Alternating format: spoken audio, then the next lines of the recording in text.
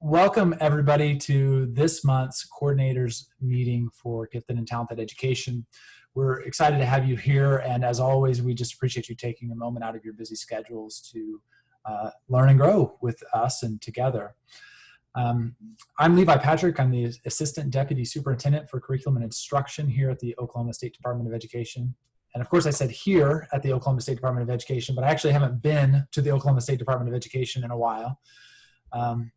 But we have quite a large group of folks doing our very best to provide support. And I'm excited today to introduce to you our newest team member, Ashley Moore. She comes to us from Stillwater and as a former AP English teacher and a real very passionate about gifted and talented, and I will bring a lot of expertise to the position. So we're happy to have Ashley Moore on board as our new Director of Gifted and Talented Education Programs. And she will be leading you in today's meeting, and I'll be sticking around.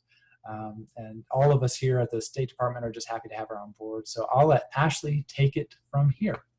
Thank you, Levi. Okay, so as Levi said, my name is Ashley Moore, and I'm really excited to begin at the State Department working as the director. If you have the agenda or haven't clicked on it yet, it is listed for you. So just to introduce myself to you, this is a picture of my girls. Right now, since we're not working in our offices at the State Department, if you have any questions or need anything, I've listed my email for you. I know some people have tried to call, and that's been a little problematic, so I want to make sure everyone has my email, and feel free to email me. I will get back to you as soon as I can with answers or information, whatever you're needing. Little fun facts, you get to know me just a little bit. I have two daughters, one who's getting ready to turn 14 and one who's 10, and they're both GT students. So it's been fun and interesting to see what it's like with GT students in classrooms and working as a parent for that as well. I'm a proud OSU alum, go Pokes, for anyone else out there. And I love coffee, so I'm always in search of excellent coffee. And of course, I have my favorites. We can talk about that later if you'd like. Just to make sure we're all on the same page, if you are looking at Zoom right now and the participants, if you see that button, you can kind of click on that. Next to your name where it says more, you can drop down and you can actually make that say your name or whatever, whatever you want it to say, preferably your name. So I know who you are and others know who you are. You'll also see there is a bunch of icons listed here for you. They're the raise hand, the yes, the no. You can click the three buttons for the more option. We're going to use some of these to get just some quick surveys to see kind of where we are and to pull some people through our presentation today. But if you have any questions about how to use Zoom or can't find something, raise your hand, let us know. And so that's today's agenda. Let's go ahead and move on and let's try one of these buttons. And I know this is kind of a vague question, but I am curious because I know right now many of our school districts are educating students a little bit differently. So right now, for the majority of where our teachers are educating students, what does it look like in your district? Are the majority of your teachers teaching in a traditional face-to-face environment? Are they in a distance learning environment? Or maybe your teachers are teaching in a blended or hybrid model, or possibly your teachers are doing two or more of the above. So find your buttons and go ahead. So the green check mark for traditional, the red with the X with distance learning, the gray arrow with blended or hybrid, or the blue arrow with two or more of the above. And that will help us to see.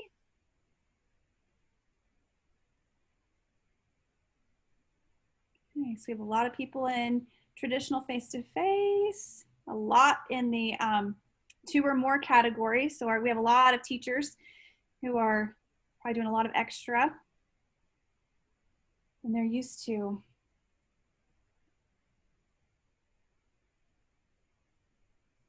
Okay, very good.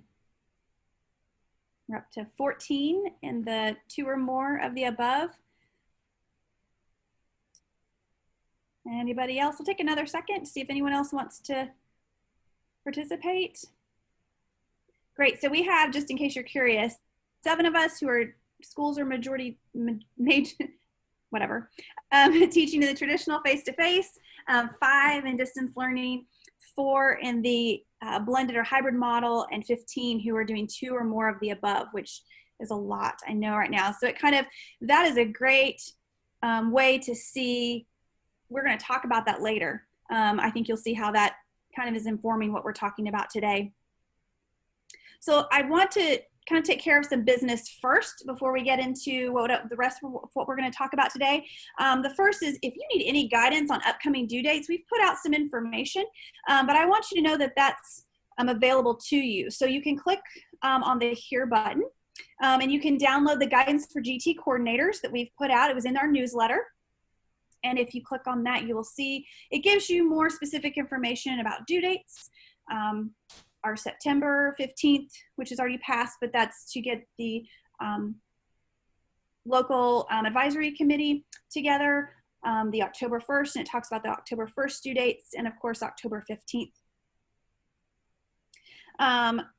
If you have any questions about the GT funding allocations, I know that Levi talked about that a little bit last month at the meeting. We've also put out a memo on that.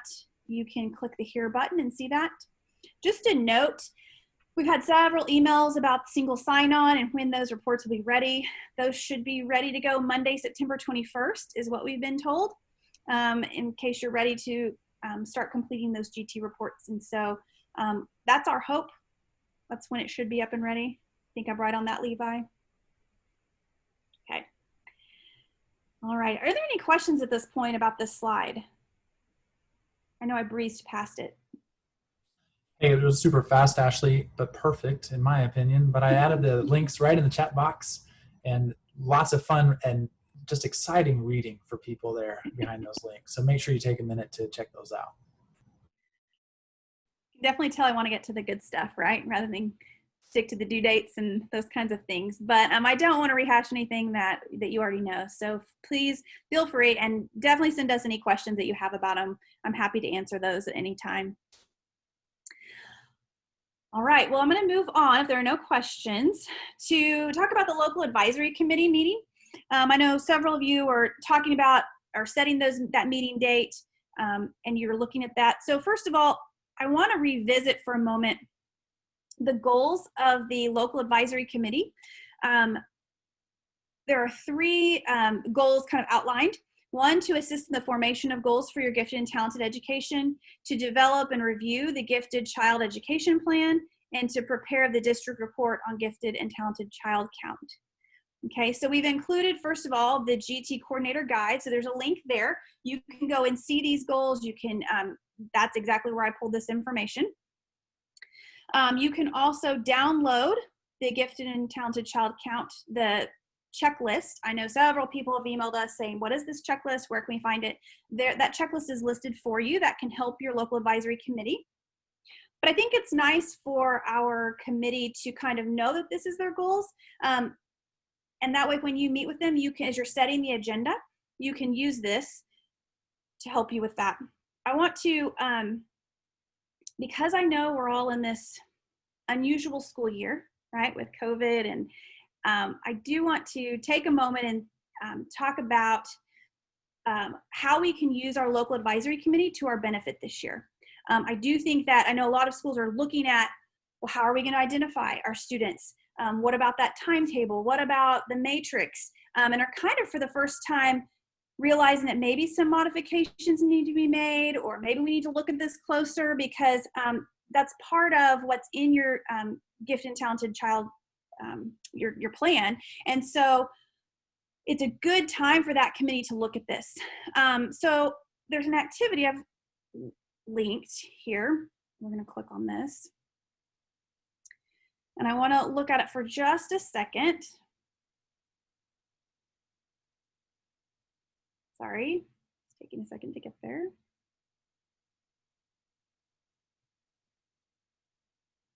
Okay. And so this is a great activity that you can do with your local advisory committee, okay?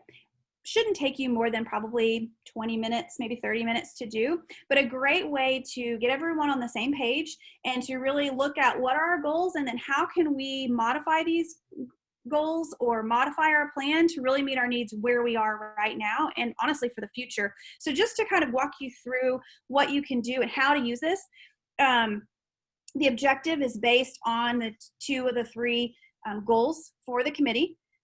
First of all, thinking individually. So if you have parents on your parents or community members, you've got GT teachers and the coordinator, if we're all here in a room, we've all got a little bit of different thinking and experience with GT.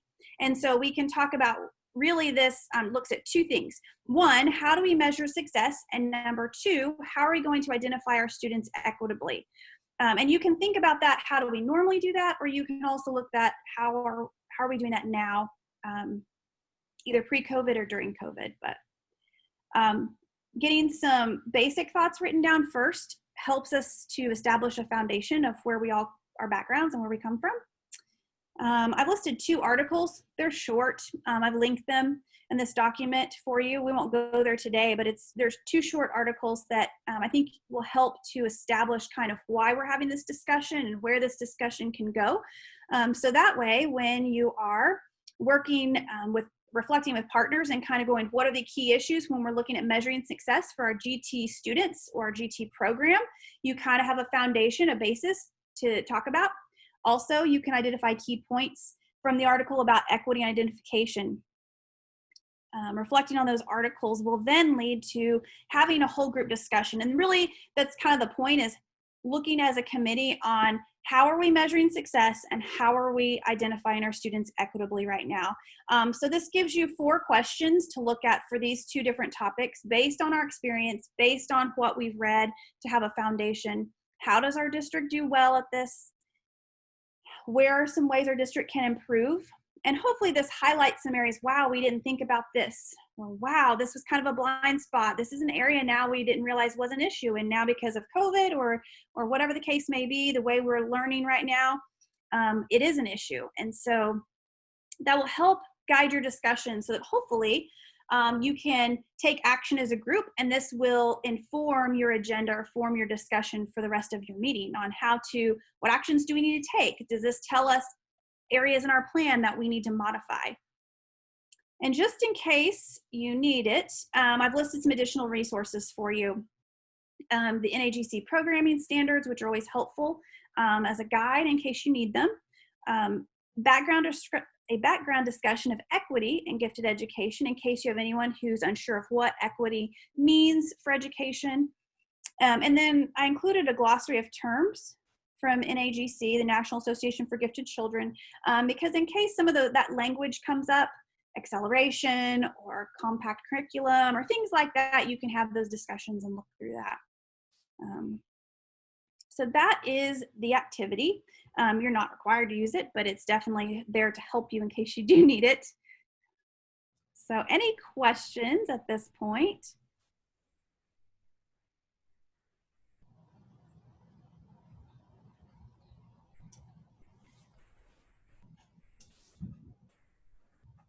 Thanks for sharing, Ashley. And perhaps there still may be questions, and if you have a question, you can add them to the chat box. But I want to make one quick point about how to use this in addition to what she's already shared. So one of the last links in the chat window right now says LAC activity, the local advisory committee activity. And if you go to that link, it's actually going to take you to a Google Drive template. And what's cool about that is you get to preview that activity in a template view. And if you want to use it, all you have to do is click use this template, and it'll save a copy of this very activity to your own Google Drive. And then you can make it exactly what you want it to. So you can change the header to have maybe your district's logo. You can change the footer to have your school name, however you want to do it. You can adjust it to meet your needs. Okay. The intent is just to give you a framework as maybe to point you in the right direction, or maybe simplify some of your work, since we're all just a little too busy right now. We wanted to see if we could do some of that work for you. If you like the direction that Ashley's going with this kind of thing, please let us know. Or if you have some different ideas about what we could do to make your world easier as you're holding your local advisory committees, we're always willing to be responsive to that. So let us know if you like it, because then we'll keep doing more of it. Let us know if you have better ideas, because then we'll adjust. Yeah, I would love to have some feedback on this. This is the first time I've created something like that for a committee. So yeah, if you use it, let me know how it works for you. Very good. Well, if there are no other questions, we're going to go ahead and move on and kind of transition into what I really want to jump into today. And so to kind of preface this, we'll start with a survey, because you're going to see there's several of these, to see where we are. So I know many of you are GT coordinators, probably not all of you. Some of you are GT teachers, but if you're a coordinator, I want us to think about our GT teachers and students they're serving. Do your GT teachers need support, and how to meet the social and emotional needs of our GT students? And so I'd like to know, and so hopefully you can use that, the thumbs up if yes, they do need support. Thumbs down, no, they don't really need support, they're good, we've got them taken care of. Or a coffee mug, you know what, I'm not really sure what my GT teachers need to support the social emotional needs of GT students. So if you'll take a moment and pick one of those three, it'll kind of give us a good idea of where we are at.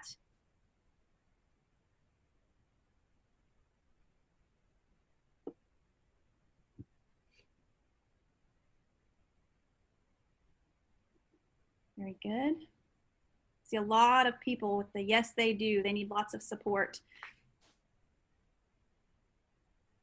So we have currently 17 thumbs up with yes, they do need support, 2 with no, they don't, and 6 with I'm unsure of their needs, which, I mean, I totally understand that. Sometimes we don't necessarily know all of the needs, and so hopefully this is just as helpful for you. Very good, very good. We had one more come in. Very good. Okay, so what we're going to talk about today is social emotional learning for our students. And we're going to kind of do a deep dive into that for our GT students and talk about that for a moment. And then we're going to kind of back out, just so you're aware of kind of where I'm going with this, back out for a second and talk about how to support our GT teachers. Okay? All right. I love surveys. Let's do one more. Which sentence best characterizes GT students' social emotional needs? So now we're talking about just their specific needs. And again, if you're not sure, that's fine. We have a button for that. The green arrow, they seem to be doing okay with no real irregularities. Our students are struggling, maybe with anxiety, depression, perfectionism, relationships, underachievement, or anything else more than they usually are. They need so much help. I'm really struggling to know what to do to help them. Or I honestly don't know my students well enough. And I get that if you're a GT coordinator and maybe you don't work directly with students, know what their specific needs are. We know our GT teachers need some assistance, and so we have a lot of, right now, are overwhelmingly, they're struggling with anxiety and depression, perfectionism, relationship, underachievement. Seems to be the overwhelming response with 11, or I honestly don't know. So let's go ahead and begin our discussion. I want to start with a foundation of why discuss social emotional learning right now. And this may seem kind of obvious. Well, hello, we're in a pandemic, right? Everyone is struggling right now. But I do want to talk about 2 key things, because that's going to inform what we talk about today. Number one, as much as things have changed, there is still normalcy that remains, and we cannot forget about that. Normalcy might be students are still in an educational setting of some kind. Grades are still being taken. To my knowledge, attendance is still being taken. There are still some normalcy aspects. Students still have a teacher. There's still maybe a state test or an ACT in the future. So there is still, we have students who are still going to turn 16 and want to get driver's license, right? Like that's a big deal. So we have students who are still going to go through puberty no matter what happens with COVID, right? Those things all affect our students in a normal setting, whether there's COVID or not. At the same time, we also have major changes over the last 6 months that have occurred and that we know are affecting our students. And so because of that, we have a lot of our students, regular students too, but we're obviously focusing on our GT students and how they manage that. So with that foundation, I also want to talk about what we do know and what we don't know. What we do know is that schools are in a varied state of education. As you all have relayed to us today, we have education being done in a variety of ways, whether it's distance learning, blended. We have teachers teaching in a variety of ways right now. We have GT classrooms, therefore, that look a lot different. I've talked to people who said, well, I used to have pull-out classes, and now I'm just having to go to regular education teachers. So GT, whether it's at a school site, within a district, or among districts, just looks so different than it did before, and we know that. We also know that GT students are more aware of issues and emotions regarding COVID. Maybe they've talked to some of you about it, or maybe we know that they're aware. What we don't know, there's always a discrepancy between our GT students and their rapid learning rate and their complex thought processes. We just don't know how much this COVID has affected that. Has it created more of a discrepancy? How has it affected the weights between what I can academically do versus my social, emotional, my thought processes with all of this? You know, we're looking at our GT students. You may be thinking of elementary students. You may be thinking specifically middle school students or high school students, and they all deal with this differently. We don't know the impact of COVID-19 on our students academically yet. I mean, we can talk about it. We can talk about what is currently happening, but we won't know the effects of this for a while. We also don't know the effects social emotionally. And so, and then of course, the amount of time, attention, and the ability of our teachers to effectively teach GT students. We don't know what that looks like. We hope that everyone's able to do 100% and it's all great and wonderful, and yet we all know that we're doing the best we can. So, okay, that was a lot of information. So here we go.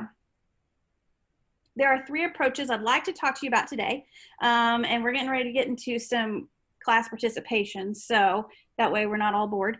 But I like these 3 approaches for helping our GT students.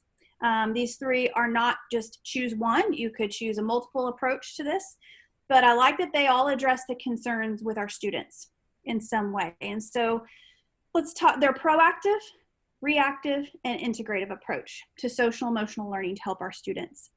Approach 1 is the proactive approach. This is based on, it means that we are offering activities to facilitate growth and support for our students. Okay, so we are proactive about it. We know that we have 3rd graders who are going to take a 3rd grade test in the spring. We know that we have middle schoolers who are going to go through puberty or have these kinds of issues, or we have juniors taking an ACT, and that's a big deal. So being proactive, it is based more on normalcy of life events. Maybe that's their age, the place they are in life, school events, expectations for that age or that grade.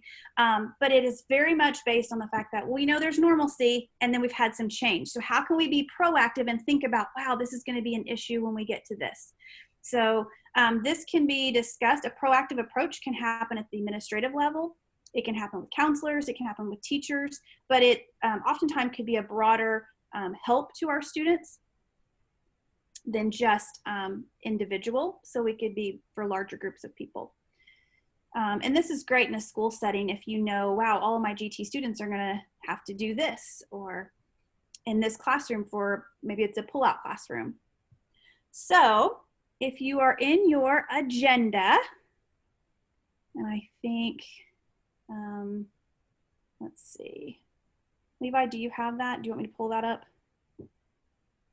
Okay, so Levi put the link to the agenda. I will go to it as well. I would like for you all to help me and just kind of list some, oh wait, we're doing this in the chat, aren't we? Sorry, I forgot. In the chat, in the chat right there, that's the easiest way to do it. If you can, what are some ways that in your school or in your district, we could be proactive in meeting the needs of our GT students? Maybe, and you can think about it for elementary, you can think about it for secondary, or for all students. And so we can just take a moment and list some ways that we can be proactive.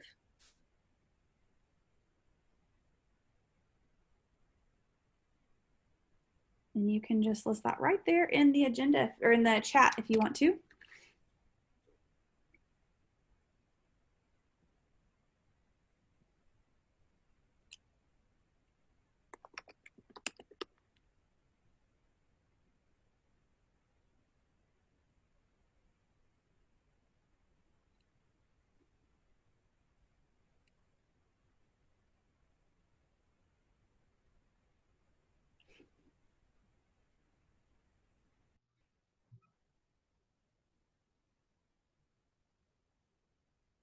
Okay, some great stuff coming in. Very good.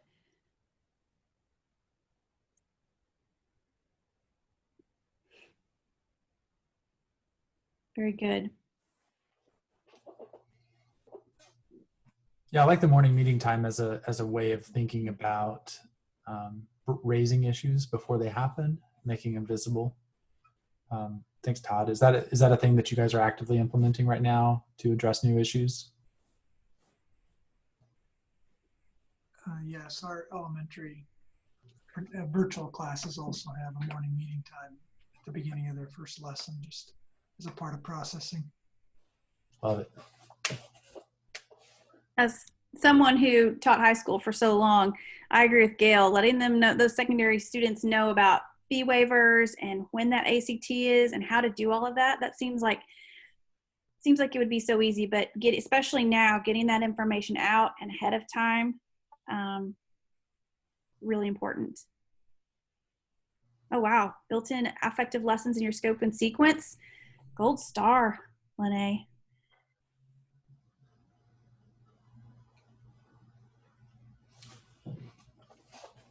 I think that's so nice, the proactive approach, which is just removing the idea that there's too many variables in the world for kids who are trying to process so much, to make clear there are some things that we can anticipate, and create space for them to have those, clarity on the things that they need to anticipate better, but then also make space for them to be able to explore things that are not easy to anticipate.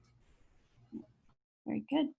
Very good. Thank you all for participating. Let's move to approach 2, which is reactive, which is responding to concerns that interfere with learning, functioning, or emotional health. So this is more based on, because of COVID and how it's changed things, we're reacting. So we might realize that a student is all of a sudden not doing well academically, where in the spring or last year they were doing awesome and making straight A's, and now all of a sudden grades are failing, or family situations have changed due to finances, due to whatever that may be. They've moved, they've had to, maybe there's more emotional stress and worries or health related concerns, obviously. And so having a reactive approach is a lot of times happens more with the counselors and teachers. It's definitely more one-on-one or in a smaller group setting. And that happens more because, again, we know our students. But what does this look like in an educational setting where we're all in a different place, right? Some of us are face-to-face and some of us are in distance learning and some of us are doing all of it. And so we'll go ahead and do the same thing. How can we be reactive in meeting the social and emotional needs of GT students? And we'll go do the same thing and respond in the chat box. I look forward to our responses on this. So go ahead and take a moment and please share with us so we can all learn what you're doing or want to do.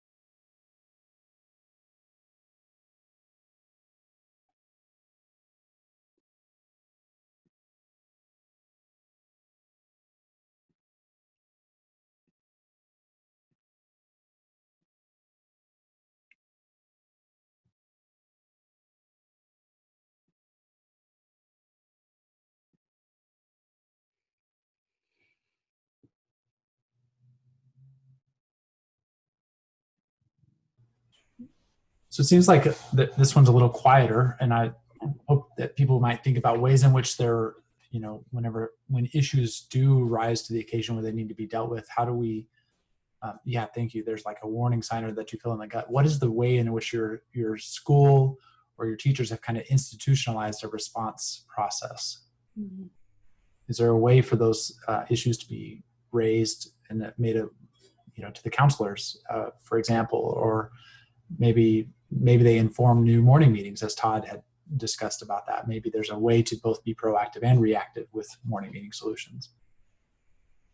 I think this is a good one to have discussions with at your school sites or with your teachers about. So especially if we have virtual learning students, or students we don't see often anymore, especially for those who've said they aren't doing pull-out classes anymore. So how are we modifying how we're reactive to students, where maybe last year it seemed a lot easier because we saw them once or twice a week or during certain carved out sections of time during the day, and maybe now we don't have that option. So maybe even just rethinking about, okay, are we still having that time with our students? Might be a good place to start. Very good. Thank you all. I'm going to go on to approach 3,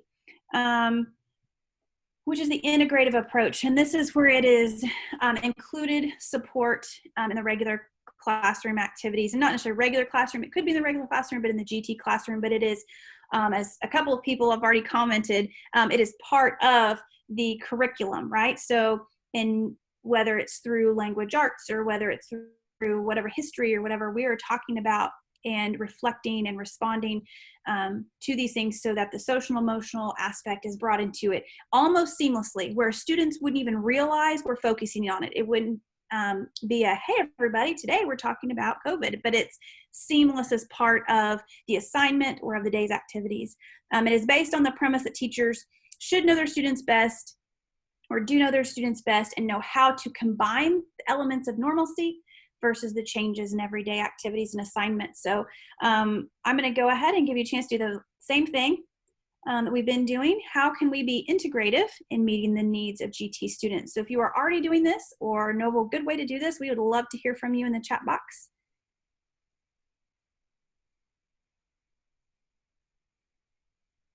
I see some other people have also written in some good things from the second one, which I have to read as well.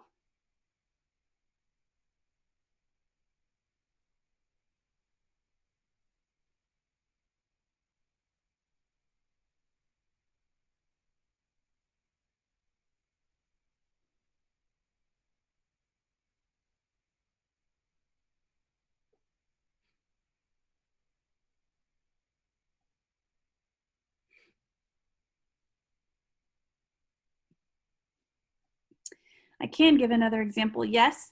I'm actually going to show you. I'll go ahead and go to the next slide and do that, just because it does show you some examples. So this would be an example of like an extension menu. It's a kind of a smaller one, but this might be, I'm a former language arts teacher, so when I think in terms of education examples, I think language arts because it comes more naturally. And I tried to kind of hit the middle here. So obviously you would modify this for whatever grade level, but maybe it's read an article from the CDC website. What points do you agree with? Which points do you disagree with? What confuses you most? You know, comparing and contrasting. So you're not asking that they can take a side. Identify the biggest problem in our society currently. If you asked that a year ago, you would get a lot different responses than you might get now. Find 3 articles to support you, read them, link to them to your work, write about how this is a problem, identify possible solutions, writing compare and contrast essays, creating a public service announcement, so allowing some creativity. These are, I love extension menus. I know some of you are familiar with them. They are great for a classroom teacher, regular classroom teacher. So that, for example, the vocabulary one is the one I started with because I was thinking of my daughter. As her vocabulary words, she knows them, learns them easily, and moves on with life. This would be a great supplement, right? So instead of having to write out her vocabulary words in a pyramid type thing and take up a lot of time doing that, she would sub in this activity instead because she likes to write stories. So write about how COVID-19 is affecting your family and use your vocabulary words. And it would be a sub activity. So not of more work, but just to replace the work. Might also help her to learn her vocab words better, and also give me, if I were her teacher, a look at how is it affecting your family, you know, and get to know her student just a little bit better. So this is not necessarily, and this is not something you would do all 6 of these. It would be like maybe you choose one week, maybe in a couple weeks later you choose another one. So it's not like we're hitting students every day with constant, they don't want to hear about this constantly. But it's a way that teachers can pull and kind of bring in, oh, wait, we do a compare contrast essay, or we talk about, you know, this, that might fit in as well. For students who like to be creative, this is kind of the public service announcement is a great way to get them to use the technology that they love right? Whether it's photography and things too. It gets them to problem solve, create, do something a little bit different as well, and yet still kind of relay back to teachers what their thinking is and where they are. So if they're struggling with something, it's probably going to come out in one of these ways, and helps us to know how we can help them. So when we respond to these as teachers, whether it's through their grading, right, making notes and things like that. Sometimes I think we assume that our social emotional help for students has to be direct and targeted in like a counseling session, and those can happen, but it doesn't have to. It can be much more seamless than that. All right, thoughts and questions at this point, because I've done a lot of talking.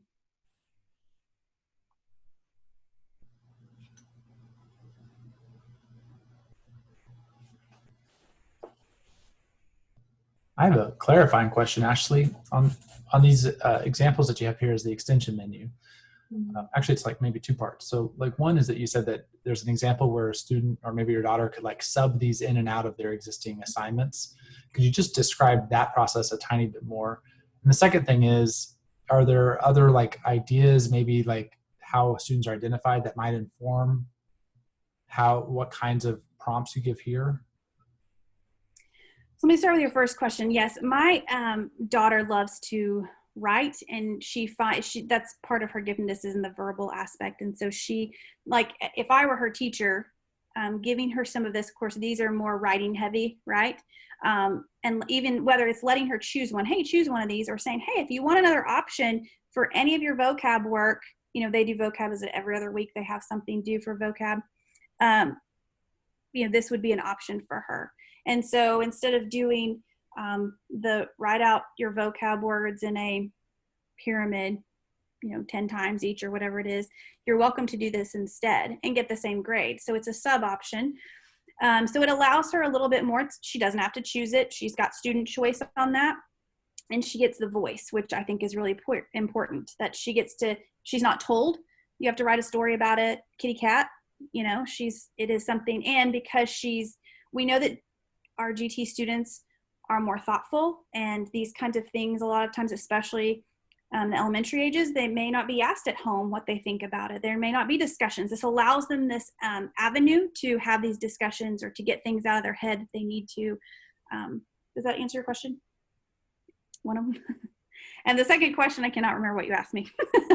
It's about the way, is it, so these prompts, as you said, are pretty verbal. So is it possible to adjust them to maybe be more responsive to the way students are identified? Absolutely. I would do this. I mean, this is one I would give, and I'd modify it it would be English language arts, honestly. And then I would make changes to it based on grade level. So if I were giving this to my juniors, I would obviously add a lot more detail, and it needs to be this many pages or MLA format or things like that. But if I were doing this in, say, a history class, that would look different.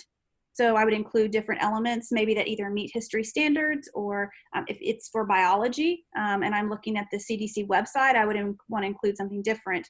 Or I might have them write some kind of like more of a biology paper.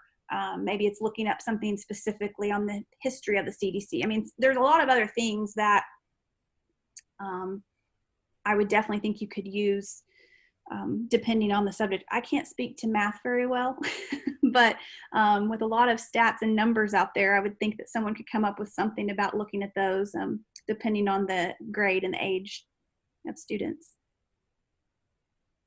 So, not that it all has to be COVID related necessarily, but to give our students options.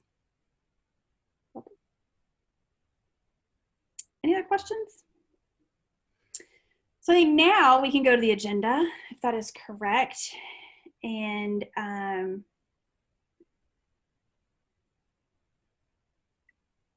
there is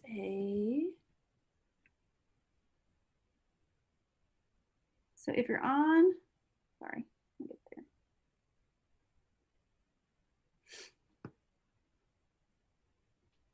On the agenda, there is a section where it asks you which one seems the most applicable for your GT teachers. Sorry, trying to pull this up.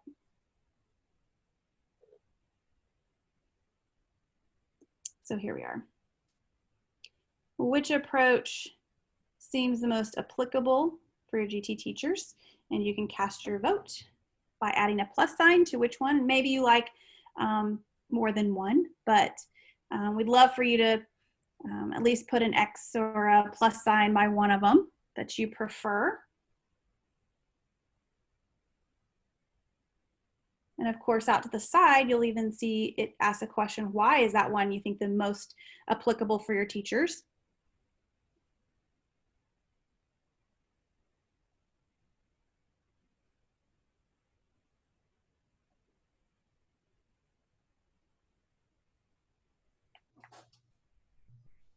Actually, it appears that they don't have editing rights, that they're in suggesting only. And that may make it simpler. And I don't see your comments there any longer. Oh. So I'm going to accept those, but let's just make sure the share setting here. Okay. Sorry, everybody. We're going to just get a tiny adjustment here.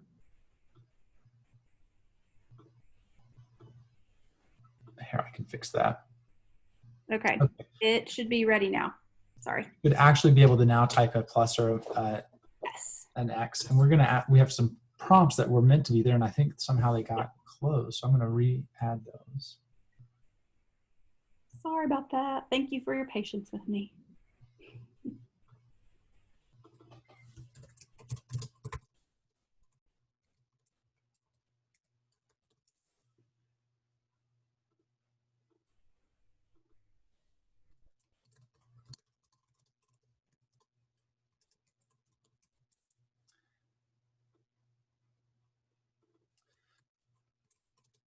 So if you, just to clarify, now if you're looking at it on your agenda screen, you have there's a prompt out to the side that allows for you to answer the question, why did you choose the one that you chose? And all you have to do is click onto that comment and reply.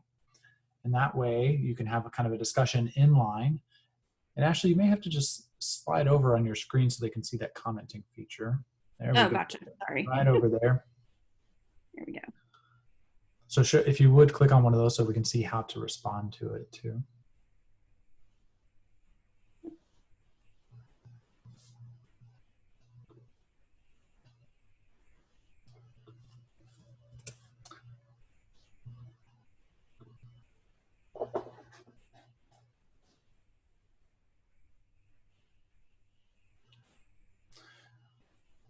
So it seems like most everybody is choosing either proactive or integrative, which is great. Please take just a moment to say why this is the one that you think is the most applicable by responding to the prompts over on the right-hand side, right where Ashley is. If you click on one of those boxes once, then you'll see that there's a reply box, which will allow for you to have a discussion right there in Google Docs about why you've chosen that one. You can click right on the question and that reply box will pop right up for you.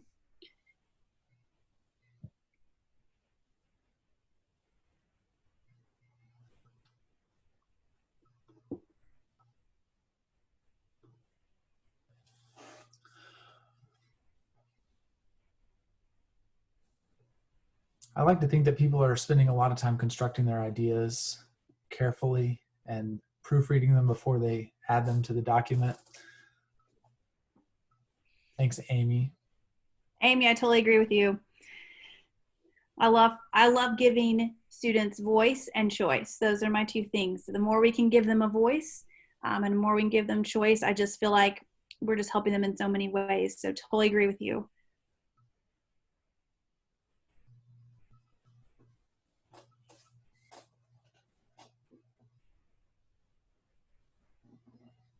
I know that sometimes it's integrating that choice can be difficult, especially right now as teachers are doing so much to prepare face-to-face and virtual and all the things that they're doing. So to do one more thing to give students choice, I know can be a little bit cumbersome or a little bit overwhelming possibly. So anyway, we can also help out our teachers. I'm hoping this helps as well. You know, I think now more than ever, there's a thing happening where teachers are having to really boil down their lessons into 30-minute chunks or like really tight little activities because they have to also attend to the students who are virtual and all sorts of other things. And so perhaps the learning menus are a way for them to use some of the activities that they would have normally had time for in the class to still make them available to students in case those students want those extra challenges. Rebecca, I totally agree with you. Like, this is a great way to differentiate. It's sometimes harder, right, to think about that when we're trying to get so much done, but this definitely allows us to gives teachers options for that.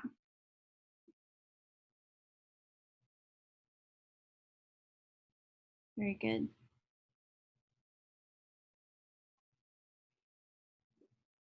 All right, awesome. Thank you all for participating. I do want to go ahead and take, and we'll go ahead and stay on this page. Sorry, I keep scrolling it around on you if I'm not making anyone dizzy. And go ahead and take one step back now. We've talked about our GT students, and let's talk about our GT teachers. A lot of us are coordinators, and so we work with multiple GT teachers, whether it's per school site or what that might be in our district, different grade levels. What concerns do you have for your GT teachers? And you can, again, write on this where these bullet points are. Just grab a bullet point and fill it in. What social emotional well-being, we're not talking about learning, but well-being concerns do you have for your GT teachers? We'll give you a minute to fill in all the bullet points.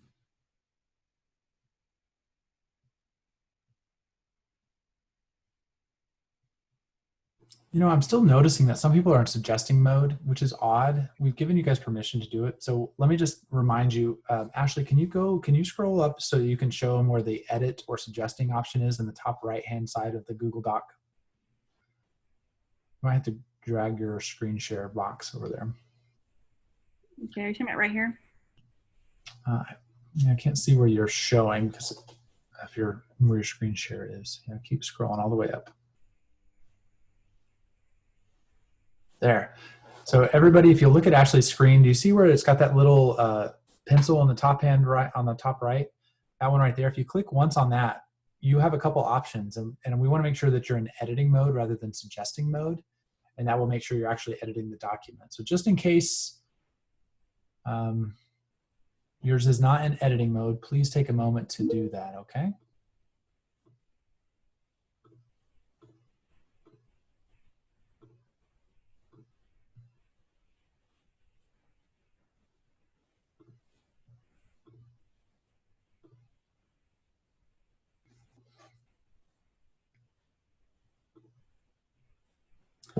Rebecca and Danielle, that same thing just happened to me. You may refresh your page and see if it makes it available to you, okay?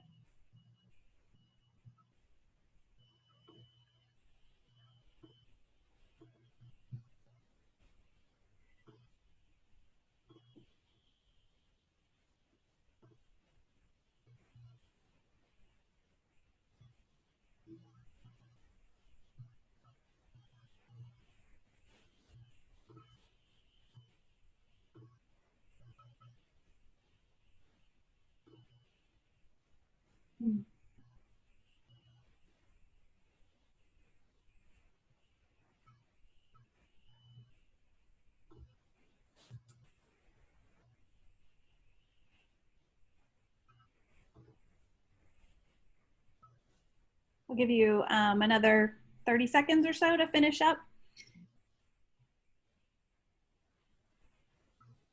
I had a feeling you all would have all the things to fill in with these bullet points. I'm sure many of you could probably write a page or two if I gave you that much space. So.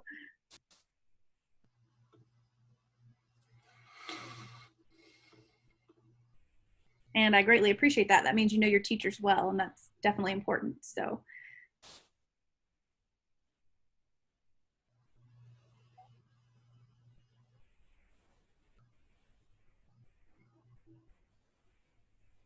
So some really good information here. First of all, that helps me to kind of know, since we're all in different places, expanded schedules, taking care of themselves. I see the word stress, I think, listed maybe 6 or 8 times on just in those few bullet points, which is, I think, the overarching issue. And developing additional resources, pulling students and maintaining social distancing.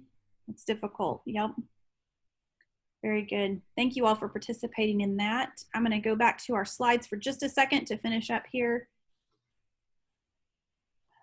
I just have to say none of this surprises me, but it also surprises me in a way.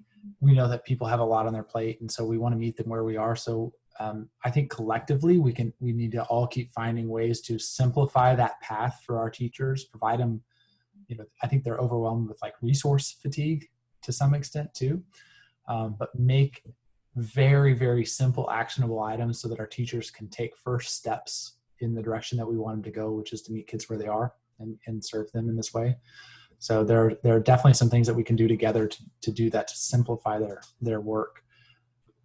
And we'll see what we can do to help you with that. So in our last 5 to 8 minutes together today, I just want to talk about how we can support our GT teachers, and then of course how we can support you. Why is this important? Not that any of us need to hear why it's important, but just to make sure we're all on the same page. Teachers are more stressed, anxious, depressed, and overwhelmed than normal. Teachers are generally like that anyway, and this is just compounded this year. You can't pour from an empty bucket. We all know that. We say that, and yet, and we know how important self-care is, and yet I don't know, especially teachers, how good we are at actually listening to our own advice. It is vitally important in being an effective teacher that we are in our own good mental health and taking care of ourselves. I read a really interesting article that's linked here for you, talking about how self-care is a discipline. It's not an indulgence. And when I read the article as working mom, I was like, wow, I've always kind of thought of, I'll indulge and I'll go get a pedicure. I'll indulge and read a book, right? And when I read this article about how it's a discipline, like something to really focus on every day, it's something I need to do every day or every so many days for my own betterment, that way I'm a better teacher or employee. Teachers often think of themselves last instead of first. And so I thought that was an interesting article. You might be interested or share with some of your teachers. And of course, what can we do? Which I had a slide on this, but I'm going to skip down to this one. There's some great resources. You may have some resources.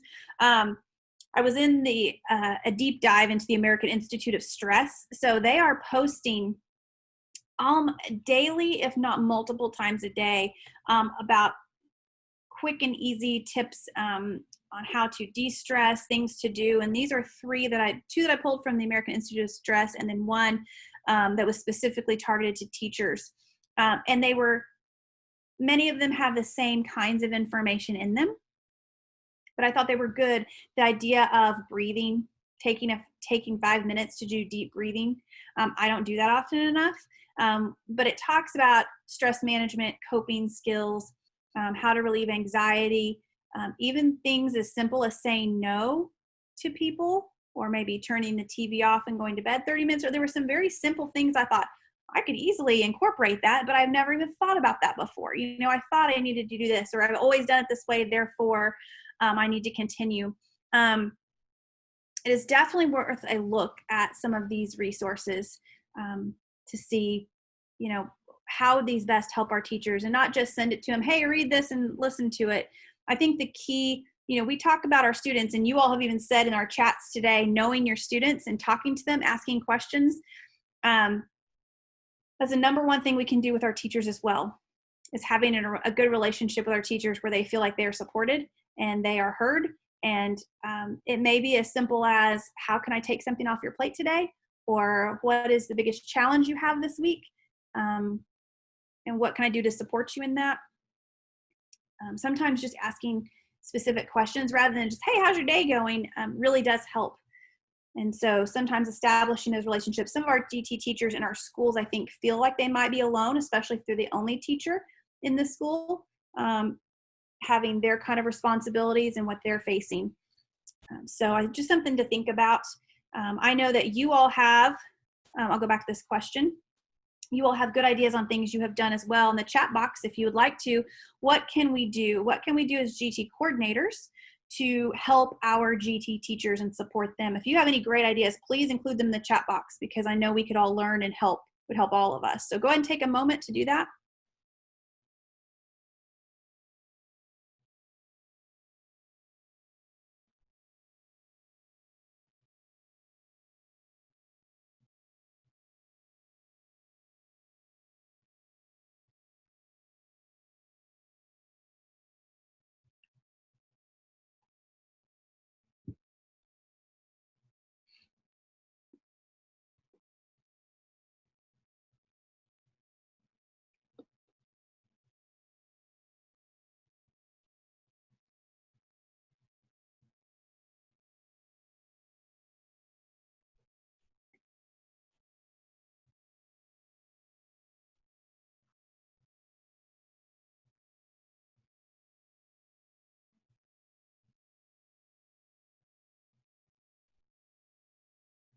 everyone typing or just done? If you are, I understand. Well, I will go ahead. If you have any others, feel free to put them in there. I will show you 3 resources. These 2 books are 2 books I think are exceptional. I don't know if you have them or have read through them. But they're excellent in talking about how to work with gifted and talented children social and emotionally, and how in an affective curriculum and the importance of it. So that's where I pulled some of our information from today specifically. And then, of course, the NAGC website. And if you click on this link, it will take you directly to resources that are targeting educators and parents. And it's a really nice, it's not just a laundry list. They're divided into segments. It's really helpful if you've not seen those. So I recommend those as well. And then, because as a former teacher, and so I always try to ask you if there's 3 takeaways hopefully you can get today. One thing hopefully encouraged you today. Hopefully there's one thing that will keep you thinking. I like to leave people with thoughts that hopefully like, how could I implement that? What would that look like in my school or for my teachers or my students? And hopefully there's one thing that you're willing to try with the teacher, with the students, or in your school. So that is all I have for you today. Thank you for coming to the webinar. If you have any questions or comments or anything, remember that's my email, and I will get back to you as quickly as I can, and I'll open it up in case you have anything to say. I do. Can you hear me? Yes. This is BJ. I won't take long, but I've got to tell y'all this. I've been quiet today. You notice that. This is such a great day in Tiger Nation. I retired, and our new gifted and talented director is Rebecca Rogers. I'm just over the moon because I asked her about this about a couple of years ago, and she is the best thing that has happened to our school. She's one of our former students. She excels at absolutely everything she does. I mean, it just makes you feel good when you're leaving your kids in the hands of somebody who is that awesome. And y'all, please don't try to steal her. Last time I bragged on somebody, they ended up at a different school. So she's ours, but I want y'all to know Rebecca Rogers. You're going to have to remember that name, okay? Thank you, Miss Potts. I love that. I love ending on a good note. That is awesome. Thank you. So did I hear send all open positions to Rebecca? Thanks, BJ. No, no way. Mr. Ellis would kill me. Just kidding. Well, we're excited for you, BJ. Congratulations.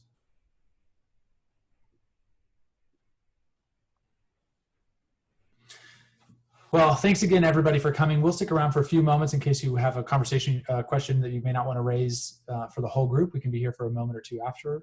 And we look forward to seeing you next month. Same day, same time, same bat channel. And we'll go from there.